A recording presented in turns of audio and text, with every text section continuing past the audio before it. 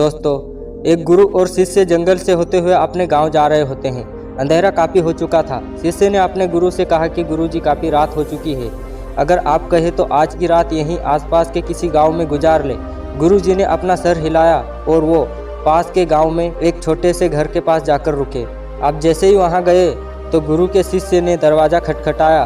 उस घर से एक गरीब आदमी बाहर आया तो गुरुजी ने बोला, हम अपने गाँव जा रहे थे, लेकिन काफ़ी रात होने की वजह से हमने इसी गांव में रुकने को सोचा। क्या हम आज रात आपके यहाँ रुक सकते हैं? गरीब आदमी बोला, क्यों नहीं, आप दोनों अंदर आ जाइए। अब जैसे ही गुरुजी अंदर गए, उन्होंने देखा कि उस आदमी के घर में बहुत ज़्यादा गरीबी थी। गुरुजी ने उनसे पूछा कि आप क्या काम करते हो? वह गरीब आदमी बोला कि मेरे पास बहुत सारी ज़मीन है। तो गुरुजी ने बोला, अगर तुम्हारे पास बहुत सारी ज़मीन है तो इस तरह से क्यों रह रहे हो? वह आदमी बोला, यह किसी काम की नहीं है। गांव वाले बोलते हैं यह बंजर ज़मीन है, यहाँ पर कुछ भी नहीं उगाया जा सकता है और वहाँ फसल उगाना बहुत बड़ी बेवकूफ़ी होगी। गुरुजी ने बोला कि तुम्हारा गुजारा कैसे होता है? उसने बोला कि मेरे पास एक भैंस है जिससे मेरा पूरा घर चलता है। ये सुनने के बाद गुरुजी सो जाते हैं और रात में जब सब लोग सो रहे होते हैं तब गुरुजी अपने शिष्य को उठाते हैं और उस गरीब आदमी की भैंस लेकर अपने गाँव चले जाते हैं। शिष्य अपने गुरुजी से पूछता है, गुरुजी कहीं आप ये गलत तो नहीं कर रहे हैं? उस गरीब आदमी की रोजी रोटी इसी भैंस की वजह से चलती है। तो गुरुजी अपने शिष्य की तरफ देखते हैं और मुस्कुराते हुए आगे बढ़ जाते हैं। उस बात को तकरीबन 10 साल गुजर जाते हैं और जो गुरु का शिष्य था वह बहुत बड़ा गुरु बन चुका था। एक दिन उन्हें उस गरीब आदमी की याद आती है कि मेरे गुरु ने उस आदमी के साथ अच्छा नहीं किया था, मुझे एक बार चलकर देखना चाहिए कि वह आदमी अब किस परिस्थिति में है।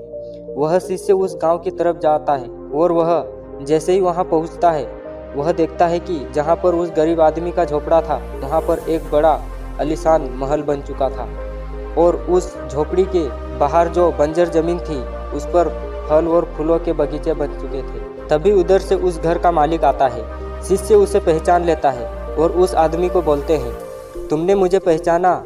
मैं अपने गुरुजी के साथ आया था, हम एक रात के लिए आपके यहाँ रुके भी थे। वह आदमी उसे पहचान लेता है और बोलता है कि उस रात में आप कहाँ चले गए थे? और उस रात के बाद ही मेरी भैंस कहीं चली गई थी, मेरे पास कोई भी रास्ता नहीं था, तो मैंने अपने ज़मीन पर मेहनत की और फसल निकल आई और आज मैं इस गाँव का सबसे बड़ा और सबसे अमीर आदमी बन चुका हूँ। ये सुनने के बाद शिष्य की आंखों में अपने गुरुजी के लिए आंसू आ गए और उसे ये बात समझ आई और वो रोने लगा। इस कहानी से हमें ये सीख मिलती है कि हमारे अंदर ऐसे बहुत से टैलेंट छुपे हुए हैं, लेकिन हमें कोई ना कोई चीज़ रोक कर रखी है। वो आपके फैमिली वाले भी हो सकते हैं, आपकी जॉब भी हो सकती है और कुछ भी हो सकता है।